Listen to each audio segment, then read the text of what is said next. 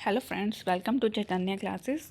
तो आज हम एक न्यू सीरीज़ स्टार्ट कर रहे हैं जिसमें हम चाइल्ड डेवलपमेंट एंड पैडागोजी की जो है क्वेश्चंस को डिस्कस करेंगे। यानी हमारे पास जो है 1000+ क्वेश्चंस की एमसीक्यू सीरीज़ आज हमने स्टार्ट की है, जिसमें हम हज़ार या हज़ार से ज़्यादा क्वेश्चंस जो हैं चाइल्ड डेवलपमेंट के उनको डिस्कस करेंगे, जो कि आपके सीटेट एग्ज़ाम के लिए बहुत ज़्यादा बेनिफिशियल होंगे। तो ये पूरी सीरीज़ जो है हम डे बाय डे डिस्कस करेंगे। रोज़ हम 10 से 20 क्वेश्चन डिस्कस करेंगे एक वीडियो में, और इस तरीके से हम प्रैक्टिस करेंगे हमारी चाइल्ड डेवलपमेंट एंड पैडागोजी के क्वेश्चंस की। तो चलिए स्टार्ट करते हैं आज का हमारा फर्स्ट लेसन, जिसमें हम नंबर 1 क्वेश्चन से स्टार्ट करेंगे। सीरीज़ स्टार्ट करने से पहले मैं आपको एक चीज़ बता देना चाहती हूँ कि अगर आप वीडियो देख रहे हो जब, तो मैं आपको सजेस्ट करूँगी कि आप क्या कीजिए, वीडियो को पॉज कीजिए, पहले क्वेश्चन पढ़िए, उसके बाद जो आपके सामने स्क्रीन पर 4 ऑप्शन है उसको पढ़िए और आप ट्राई कीजिए क्वेश्चंस को पहले। यानी मेरे समझाने से पहले आप खुद क्वेश्चन वीडियो को पॉज करके क्वेश्चन को पढ़ के ऑप्शंस को देख के ट्राई कीजिए कि इसका आंसर क्या हो सकता है। उसके बाद आप वीडियो को वापस से प्ले करके आप चेक कर सकते हैं कि जो आपने क्वेश्चन जो आपने मतलब समझा है, जो आपने ऑप्शन बताया है वो सही है या गलत है। तो इस तरीके से आपकी प्रैक्टिस होगी। पहले आप खुद ट्राई कीजिए और बाद में आप वीडियो को प्ले करके आप अच्छे से उस क्वेश्चन को समझ भी सकते हैं और आप चेकआउट भी कर सकते हैं। ठीक है, तो इस तरीके से आपको सारे क्वेश्चंस करने हैं और इसी तरीके से जो है आपकी अच्छे से प्रैक्टिस भी हो पाएगी। तो चलिए स्टार्ट करते हैं फर्स्ट क्वेश्चन के साथ। फर्स्ट क्वेश्चन क्या है? The best method to study growth and development of the child. यानी किसी बच्चे की ग्रोथ और डेवलपमेंट की जो स्टडी करने का जो बेस्ट मेथड है वो कौन सा है? आपके सामने 4 तरीके के मेथड दिए गए हैं: psycho analytic method, comparative method, development method और स्टैटिक मेथड। तो डेवलपमेंट की बात हो रही है यहाँ पर। किसी बच्चे की ग्रोथ और डेवलपमेंट की स्टडी के लिए जो है हमारे पास डेवलपमेंट मेथड होता है। तो इसका राइट आंसर होगा ऑप्शन नंबर सी। उसके बाद सेकेंड क्वेश्चन है कि सोशलाइजेशन प्रोसेस जो है by which children and adult learn from. जो सोशलाइजेशन प्रोसेस है जिससे जो है बच्चे और अडल्ट सीख सकते हैं, किससे सीखते हैं? फैमिली से, स्कूल से, पीयर से या ऑल ऑफ दीज से?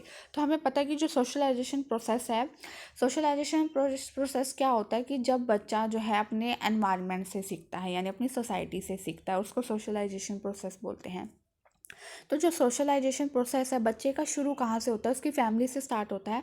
उसके बाद वो स्कूल जाता है, उसके बाद स्कूल से स्टार्ट होता है। स्कूल में उसके फ्रेंड्स होते हैं, उसका पीयर ग्रुप होता है। पीयर ग्रुप का मतलब होता है जो उसके सेम एज के होते हैं, यानी आप उसके कह सकते हैं अपनी उसकी क्लासरूम के फ्रेंड्स या उसकी जो नेबरहुड में फ्रेंड्स कह सकते हो जो उसकी बराबर की एज के हैं, उसको पीयर ग्रुप बोलते हैं। ठीक है, तो हम जो कोई भी बच्चा है वो उसकी जो डेवलपमेंट होती है या वो जो सीखता है, तो वो क्या है, अपनी फैमिली से भी सीखता है, स्कूल से भी सीखता है, पीयर से भी सीखता है। तीनों ही ये जो है सोशलाइजेशन का एक पार्ट है। तो इसलिए इसका राइट आंसर होगा आपका option number D, all of these. उसके बाद नेक्स्ट क्वेश्चन है क्वेश्चन नंबर 3। वो क्या कहता है?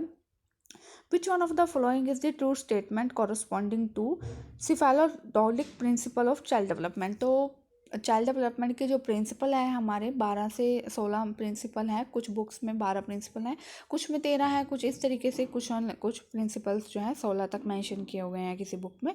तो उसमें एक प्रिंसिपल है आपका, वो क्या कहता है आपसे यहाँ पर पूछा गया है। सिफेलो कॉर्डुअल प्रिंसिपल जो है वो किससे रिलेटेड है, आपसे यहाँ पर ये पूछा गया है। ठीक है, तो ये मैंने आपको पहले बताया भी हुआ है काफ़ी बार कि जो इस तरह का प्रिंसिपल है वो आपको किस बारे में बताता है?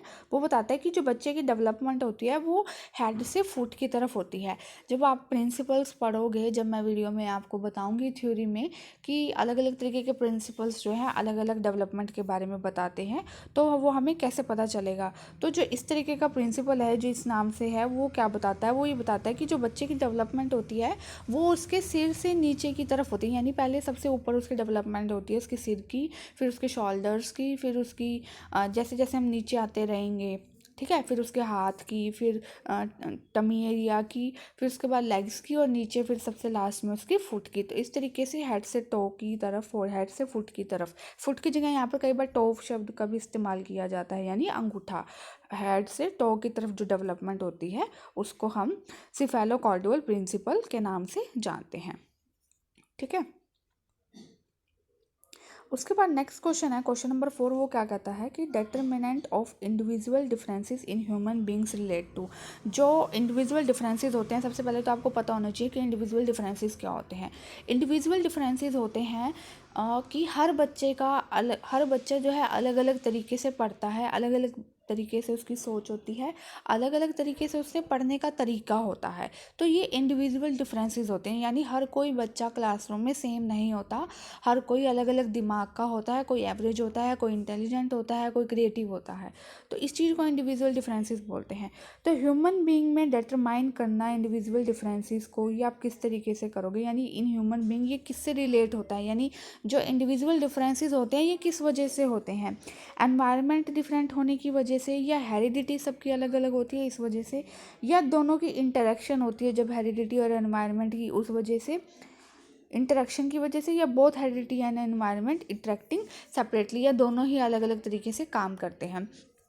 तो जब हम थ्योरी में पढ़ते हैं चाइल्ड डेवलपमेंट की, हमने पढ़ा है कि किसी भी जो बच्चे की ग्रोथ होती है या जो डेवलपमेंट होती है वो हेरिडिटी और एनवायरनमेंट दोनों की वजह से होती है, यानी दोनों ही इंटरेक्शन करते हैं आपस में, दोनों का ही 50-50% रोल होता है किसी की बच्चे की डेवलपमेंट में। यानी उसका एनवायरनमेंट भी मैटर करता है कि वो किस तरीके से उसमें फ़र्क आए हैं, किस तरीके से उसमें चेंजेस आए हैं, साथ ही साथ उसकी हेरिडिटी पर भी बहुत ज़्यादा, हेरिडिटी से भी डिपेंड करता है। तो बहुत बहुत हेरिडिटी एंड एनवायरनमेंट जो है इफ़ेक्ट करता है किसी भी बच्चे की इंडिविजुअल डिफरेंसेस पर। अब हम बात करते हैं next question, question number 5। Question number 5 क्या कहता है, PSRN की यहाँ पर फुल फॉर्म पूछी गई है कि जो टर्म है PSRN, इसका मतलब डेवलपमेंट में क्या होता है। आपका चाइल्ड डेवलपमेंट में इसका मतलब पूछा गया है क्या होता है। ऑप्शन आपके सामने दिए हैं, तो जो इसका राइट आंसर है वो है प्रॉब्लम सॉल्विंग, नहीं, इसकी जो राइट आंसर है वो क्या है आपका,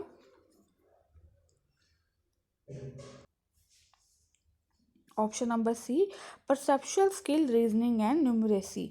तो इसकी फुल फॉर्म है, P से मतलब है परसेप्शनल स्किल, PS से, R से मतलब है रीजनिंग और N से मतलब है न्यूमरेसी। तो ये आपका जो है ऑप्शन नंबर सी यहाँ पर बिल्कुल सही होगा। नेक्स्ट क्वेश्चन की तरफ बढ़ते हैं।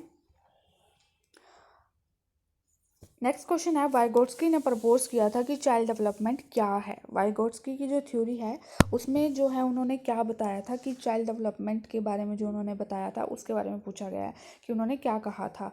ऑप्शन नंबर ए क्या है, due to genetic components of a culture, यानी जेनेटिक कंपोनेंट्स की वजह से होता है, या प्रोडक्ट ऑफ सोशल इंटरेक्शन है, यानी बच्चे की डेवलपमेंट सोशल इंटरेक्शन की वजह से होती है, या फिर एक फॉर्मल एजुकेशन का ये रिजल्ट है, यह product of assimilation and accommodation है। तो यहाँ पर ये पूछा गया है आपसे कि वाइगोट्स्की ने चाइल्ड डेवलपमेंट के बारे में क्या प्रपोज किया था।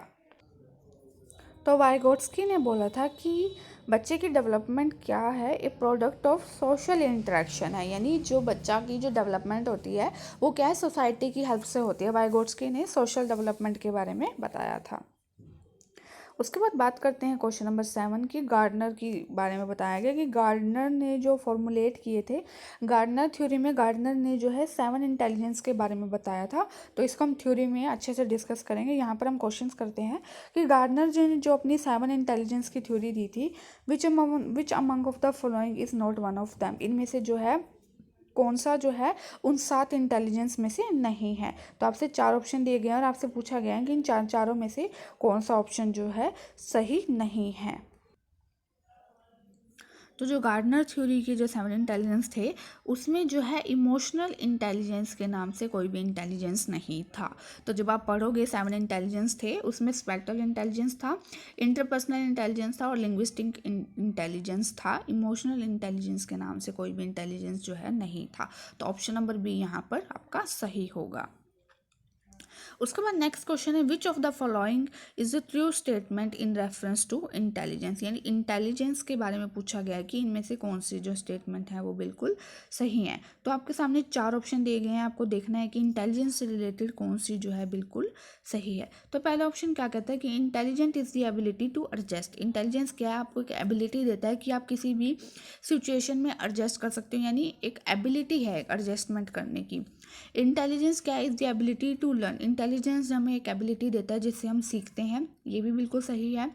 उसके बाद थर्ड ऑप्शन है कि intelligence is the ability of abstract reasoning, यानी हमें सोचने पर मजबूर करता है इंटेलिजेंस, हमें नई नई चीज़ें सिखाता है, एब्स्ट्रैक्ट तरीके से हम चीज़ों को समझ सकते हैं, यानी डिटेल में अच्छे से उसको समझ सकते हैं। तो ये भी बिल्कुल सही है। तो यहाँ पर हमारा जो ऑप्शन नंबर डी होगा ऑल ऑफ दीज, वो होगा इंटेलिजेंस से रिलेटेड, यानी हमारे सारे ऑप्शन ही बिल्कुल सही हैं। तो ऑप्शन नंबर डी यहाँ पर हमारा बिल्कुल सही होगा। नेक्स्ट क्वेश्चन की तरफ चलते हैं। क्वेश्चन नंबर 9 क्या कहता है कि a child can think logically about objects and event, यानी एक बच्चा जो है लॉजिकली अब ऑब्जेक्ट्स और इवेंट्स के बारे में समझ रहा है, मतलब उसके बारे में सोच सकता है। लॉजिकली यहाँ पर वर्ड आया है, आपको ये फोकस करना है, ठीक है। तो this is the characteristics given by पियाजे स्टेज। पियाजे ने 4 स्टेजेस दी थी, sensory motor, pre operational, concrete and formal operation. तो उन्होंने 4 स्टेजेस में अलग अलग मतलब बच्चे की अलग अलग थिंकिंग के बारे में बताया था कि किस स्टेज में बच्चा कहाँ तक सोच सकता है। तो यहाँ पर पूछा गया कि जब बच्चा लॉजिकली सोचने लग जाता है चीज़ों के बारे में, तो वो कौन सी स्टेज में होता है बच्चा, ये आपसे पूछा गया है। तो कंक्रीट ऑपरेशनल स्टेज है जो बच्चे की, जो आप पढ़ोगे पियाजे की 4 स्टेज, तो उसमें जो कंक्रीट ऑपरेशनल स्टेज है उसमें जो है बच्चा लॉजिकली चीज़ों को सीखता है ऑब्जेक्ट्स के बारे में। तो यहाँ पर जो राइट आंसर होगा वो आपका कंक्रीट ऑपरेशनल स्टेज। उसके बाद है आपका क्वेश्चन नंबर 10, वो क्या कहता है, what should be the role of the teacher in meeting the individual differences, यानी जब क्लासरूम में इंडिविजुअल डिफरेंसेस होते हैं तो टीचर का क्या रोल है कि वो उसको किस तरीके से मैनेज करना चाहिए या किस तरीके से जो है इस सिचुएशंस को हैंडल करना चाहिए।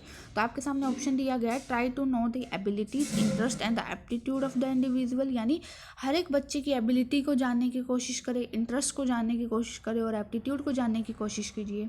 सेकंड ऑप्शन कहता है कि try to adjust the curriculum as per the need of the individual, यानी करिकुलम को एडजस्ट करने की, यानी जो क्लासरूम में वो पढ़ा रही है उसको एडजस्ट करने की कोशिश करिए जिस हिसाब से उस बच्चे की नीड है, ठीक है। ऑप्शन नंबर सी है बोथ ए एंड बी, यानी दोनों ही ऑप्शन बिल्कुल सही है, और ऑप्शन नंबर डी है नन ऑफ दीज। तो यहाँ पर तो मुझे बताने की ज़रूरत ही नहीं है, आप सबको पता चल ही गया होगा कि ऑप्शन नंबर सी बिल्कुल सही है, क्योंकि जो है टीचर को हर एक बच्चे का इंटरेस्ट भी जानना बहुत ज़रूरी है, उसकी एबिलिटी जाननी भी बहुत ज़रूरी है, और उसकी नीड के हिसाब से ही उसको करिकुलम को बदलना भी चाहिए। यानी करिकुलम को बदलने का मतलब ये नहीं है कि उसको अपनी मर्ज़ी से पढ़ाना है, करिकुलम बदलने का मतलब क्या है, एडजस्ट करना है उसको उस बच्चे की नीड के हिसाब से, यानी जिस स्टेज में वो है, जिस तरीके से वो पढ़ना चाहता है, जिस तरीके से उसको समझ आता है, उसको उसी तरीके का इस्तेमाल करते हुए उसको पढ़ाना है, यानी इन सारी चीज़ों का ध्यान रखते हुए उसको ये सारी चीज़ें क्लासरूम में करनी है। तो option number both A and B बिल्कुल यहाँ पर सही होगा, ऑप्शन नंबर सी बिल्कुल सही है। तो ये थे 10 क्वेश्चन आपके सीडीपी के। नेक्स्ट 10 क्वेश्चंस की हम जो सीरीज़ है ये कंटिन्यू करेंगे नेक्स्ट वीडियो से। रोज़ के हम 10 क्वेश्चन डिस्कस करेंगे, और आपको इन 10 क्वेश्चन में कुछ भी डाउट है तो आप मुझे कमेंट में पूछ सकते हैं, या आपको इससे रिलेटेड कोई क्वायरी है या आप कुछ और पूछना चाहते हैं तो आप मुझे कमेंट करके मेंशन कर सकते हैं। प्लीज़ वीडियो को लाइक कीजिए और अपने दोस्तों के साथ शेयर कीजिए, और चैनल को सब्सक्राइब करना मत भूलिएगा। Thank you.